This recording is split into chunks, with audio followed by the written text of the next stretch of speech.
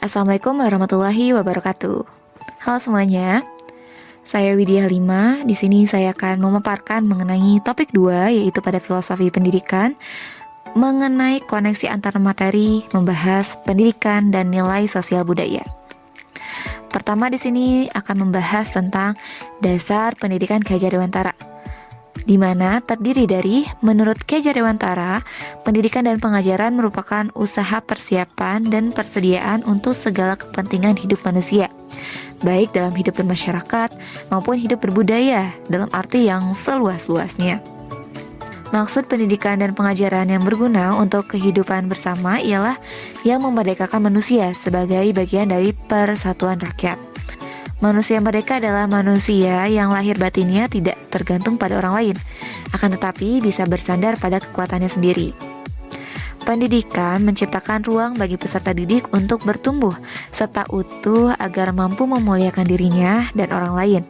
Jadi merdeka lahir dan batin. Nah, kemudian Ki Hajar Dewantara menjelaskan bahwa tujuan pendidikan yaitu menuntun segala kodrat yang ada pada anak-anak agar mereka dapat mencapai keselamatan dan kebahagiaan yang setinggi-tingginya, baik sebagai manusia maupun sebagai anggota masyarakat.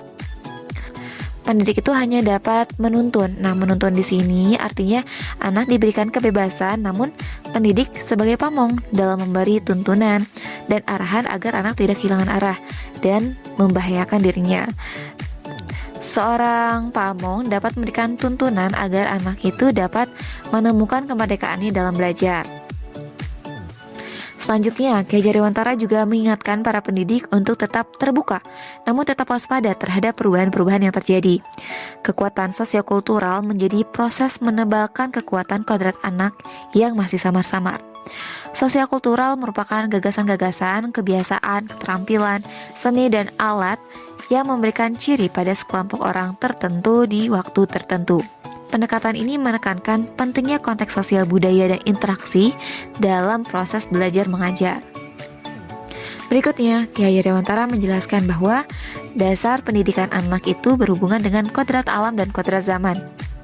Kodrat alam itu berkaitan dengan sifat dan membentuk lingkungan di mana anak berada, sedangkan kodrat zaman itu berkaitan dengan isi dan irama. Ki Hajar Dewantara hendak mengingatkan pendidik bahwa pendidikan anak sejatinya itu menuntun anak agar bisa mencapai kekuatan kodratnya sesuai dengan alam dan zaman. Dan terakhir adalah menurut Ki Hajar Dewantara, dalam mendidik itu perlu melatih budi pekerti. Budi pekerti atau watak atau karakter merupakan perpaduan antara gerak pikiran, perasaan, dan kehendak atau kemauan sehingga menimbulkan tenaga. Nah, budi pekerti juga dapat diartikan sebagai perpaduan antara cipta, karsa, dan karya.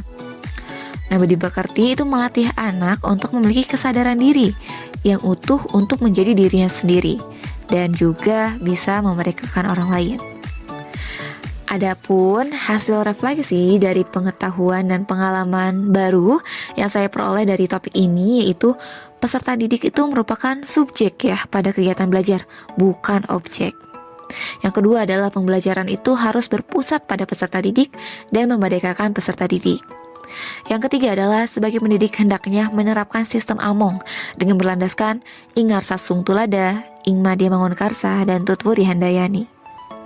Yang keempat adalah mendidik bukan sekedar mengajar mengenai ilmu alam, sosial, hitung-hitungan, tetapi juga tentang budi pekertinya itu sendiri.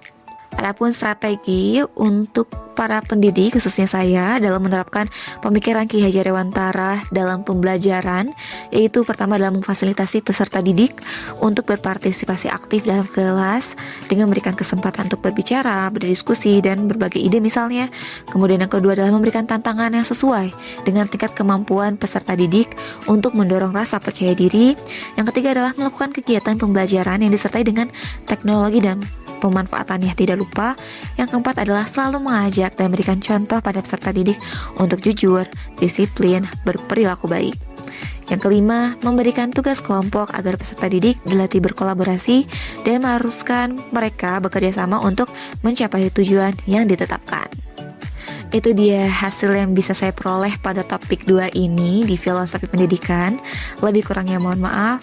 Terima kasih. Wassalamualaikum warahmatullahi wabarakatuh.